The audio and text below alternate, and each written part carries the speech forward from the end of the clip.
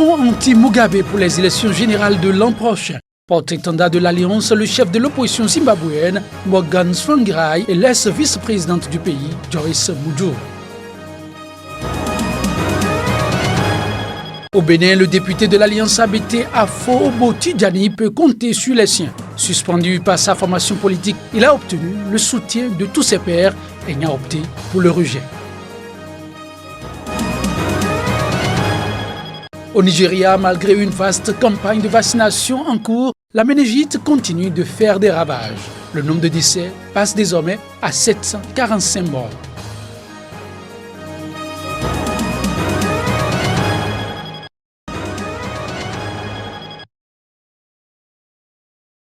Le chef de l'opposition zimbabwéenne, Morgan Tsvangirai, et l'ex-vice-présidente du pays, Joyce Mujuru, ont annoncé mercredi la formation d'une alliance contre le président Robert Mugabe dans le cadre des élections générales qui doivent se tenir en 2018.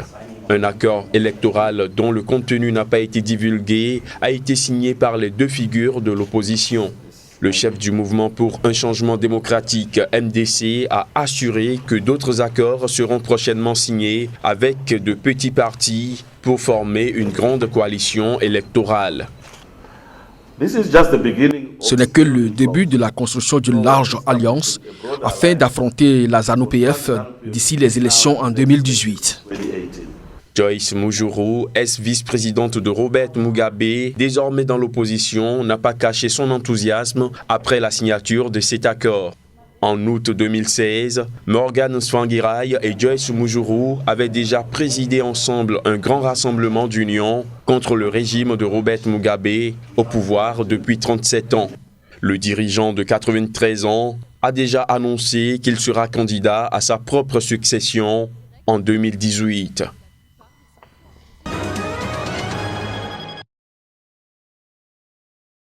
Je vous remercie beaucoup, mes frères, mes collègues. Je suis content de vous voir. Le péché que tu as commis, c'est d'avoir suivi ce que le peuple veut. Il faut être fier de ça. Il vaut mieux suivre ce que le peuple veut que de suivre ce qu'un individu veut.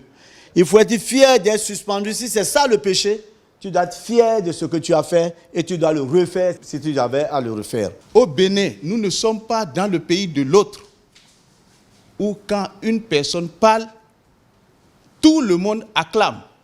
Ici, 23 ont cessé d'acclamer du n'importe quoi. Et pour avoir exprimé tes idées, on te suspend. Dieu ne t'a pas suspendu. Le peuple ne t'a pas suspendu. Tes 22 autres compagnons ne t'ont pas suspendu. Nous allons t'accompagner et nous allons tous nous accompagner mutuellement.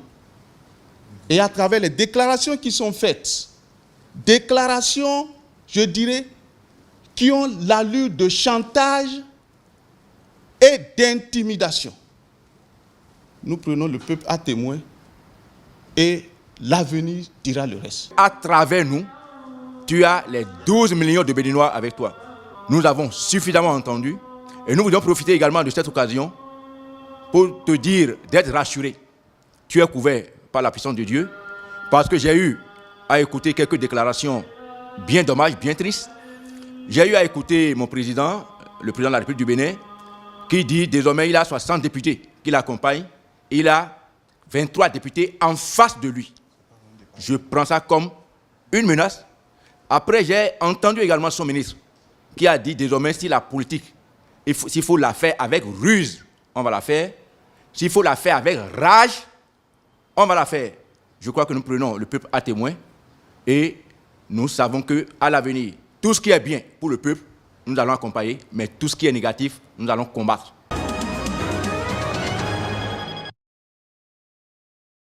Alors que ses détracteurs l'accusaient de ne viser que des partisans de l'opposition dans sa lutte anticorruption, le président nigérien Muhammadu Buhari a suspendu ce mercredi 2 hauts cadres de son administration. Ces derniers sont soupçonnés de malversation. Selon un communiqué du porte-parole de la présidence, Femi Adesina, Le chef de l'État a ordonné la suspension du secrétaire général du gouvernement, David Babachir Lawal, et l'ouverture d'une enquête sur de possibles attributions de contrats en violation de la loi et des procédures régulières, et ce, alors que le Sénat avait réclamé l'an dernier sa démission, l'accusant de complicité dans des détournements de fonds destinés à l'aide humanitaire dans le nord-est du Nigeria, région ravagée par l'insurrection djihadiste de Boko Haram depuis 8 ans. Le directeur général de la NIA, Ayo Oke, a également été suspendu. Pour faire la lumière sur cette affaire, un comité restreint composé du ministre de la Justice, du Conseil du président pour la sécurité nationale et dirigé par le vice-président Yemi Osinbajo est chargé de mener les 2 enquêtes. Le dit comité devra présenter un rapport au chef de l'État dans un délai de 2 semaines.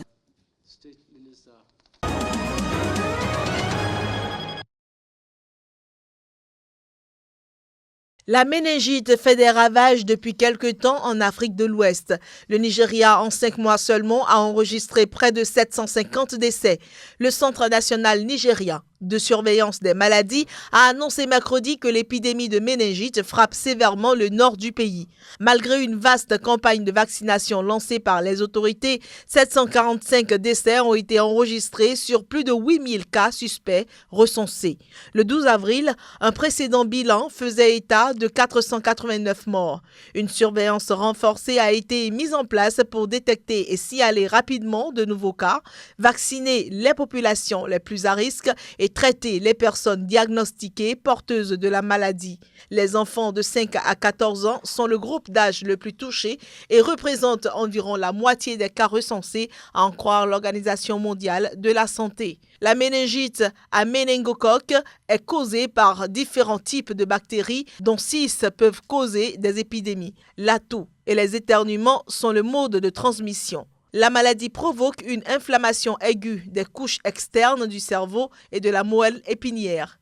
Les symptômes les plus courants sont la fièvre, les maux de tête et la raideur du cou.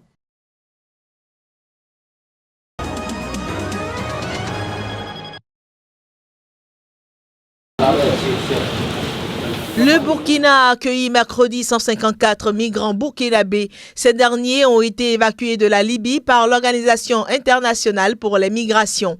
Ils sont 147 hommes et 7 femmes à être revenus à bord d'un vol spécial. Ils ont été accueillis par des responsables du ministère en charge de la solidarité nationale et celui des affaires étrangères. Ils ont ensuite été conduits au centre d'accueil d'urgence de Songandé. Les intéressés seront redirigés en fin de semaine vers leur région d'origine après avoir reçu 32 000 francs CFA chacun. Au niveau de la Libye, il apparaît clairement que l'insécurité et également un certain nombre d'exactions, notamment des personnes qui sont emprisonnées de manière très souvent arbitraire, sont obligées ou en tout cas de se prêter à cette volonté de rentrer dans leur pays d'origine. Chaque jour, tu ne vas pas te laver. Tu dis déjà te laver ses problèmes, ils vont te frapper, ils viennent épiceler. Dès que tu as vu, ils te tirent en même temps. Chaque jour, tu prends, on ne sort pas. On ne sort pas, ils même disent peau noire. Peau noire, c'est pas la même chose. Ils sont européens, non africains. Les Africains n'est pas bon. Chaque jour, on nous frappe. Chaque jour, on nous frappe. Cette opération de rapatriement a été effectuée dans le cadre du programme d'aide au retour volontaire et à la réintégration, ce qui vise à donner la possibilité aux migrants qui ne peuvent plus ou ne veulent plus rester dans le pays où ils sont de rentrer volontairement dans leur pays d'origine. L'OIM mettra à la disposition de chaque bénéficiaire 655 000 francs CFA pour mener une activité génératrice de revenus.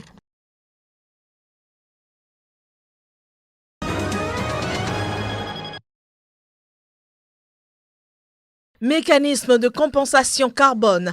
La Commission européenne, à travers un rapport qu'elle a commandé, a dressé mercredi un bilan très critique.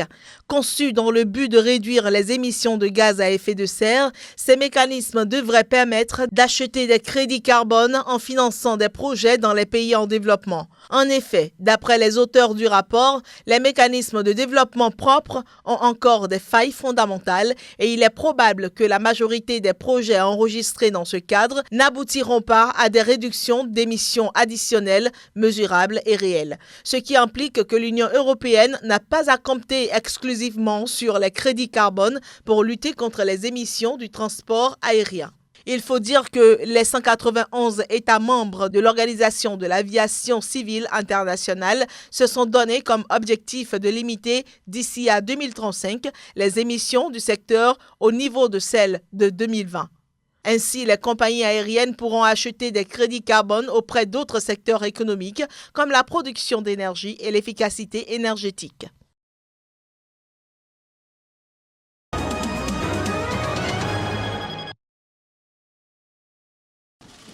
L'ancien gouverneur de l'État mexicain du Veracruz est soupçonné d'avoir détourné des centaines de millions de dollars. Dans le cadre de son jugement, Javier Duarte sera extradé au Mexique sur décision de justice. Chose que conteste l'homme qui se réserve le droit d'accepter ou de contester tant qu'il n'aura pas reçu de demande officielle. En este momento no puedo allanarme. Pour l'instant, je ne peux pas me commettre à accepter ou refuser l'extradition, et ce, jusqu'à ce qu'une demande formelle d'extradition me soit soumise et qu'elle aura été évaluée par mon avocat. Je me réserve ce droit jusqu'au moment où la demande formelle sera déposée. La solicitud formal d'extradition. En attendant, l'ancien gouverneur restera en détention dans une prison du Guatemala. Le tribunal a en effet décidé de formaliser mercredi dernier la détention de Javier Duarte qui restera au centre de détention pour hommes et femmes de Matamoros.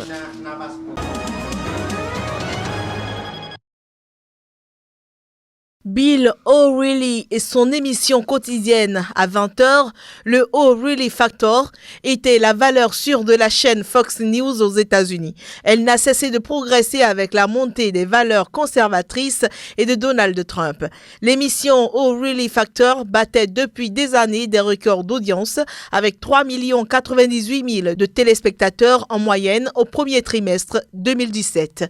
Tout ceci n'a pas empêché la chaîne de télévision américaine de renoncer mercredi à son présentateur vedette. Ce dernier est accusé de harcèlement sexuel et la famille Murdoch, qui en est propriétaire, craint d'écorner son image et de perdre des annonceurs. En novembre déjà, le New York Times avait révélé que O'Reilly et Fox avaient versé quelques 13 millions de dollars à 5 femmes, moyennant leur silence et leur renoncement à des poursuites contre lui pour harcèlement sexuel. La famille Murdoch n'a pourtant pas sacrifié immédiatement son poulain. Fox s'est d'abord contenté de son départ en vacances en Italie, indiquant qu'il reprendrait son émission le 24 avril. Le présentateur n'a jamais démenti l'existence d'allégations de harcèlement sexuel, mais leur avait nié tout fondement. Il avait affirmé que sa notoriété le rendait vulnérable à des poursuites par des individus qui veulent de l'argent pour éviter toute publicité négative.